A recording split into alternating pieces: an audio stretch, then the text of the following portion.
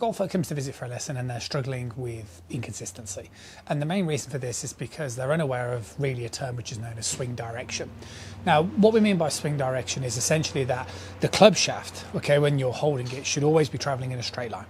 Okay, so that basically means if I use this orange stick on the ground as a point of reference, you can see the way the heel of the club here is in line with that. So as I take it back, you can see the way the club shaft is always traveling back in a straight line. Okay, like so. Now, what happens inside the golf swing is a couple of things.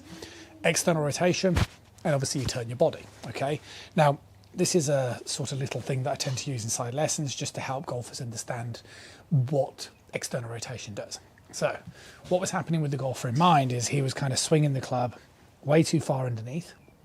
Okay, he was sort of doing lots of things with the wrists. The club face was getting very closed. And then as he was coming down, he was basically just swinging the club so much this way, he was getting stuck and had to sort of flip to hit it straight. Okay, it was causing obviously a huge amount of inconsistency. So what we worked on was two things. One, understanding the club shaft should travel in a straight line.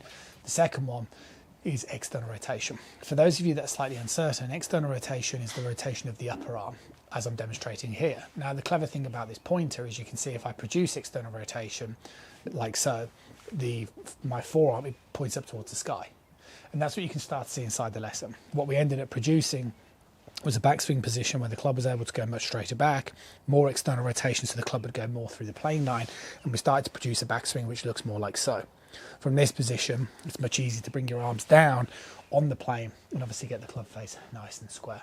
So it's a big problem that I tend to see a lot with students and a lot with golfers, where you sort of don't understand the clubs going back in a straight line, and also there's a lot of unnecessary wrist and hinging and closing of club faces, and as you can see from this lesson, it just causes huge amounts of inconsistency.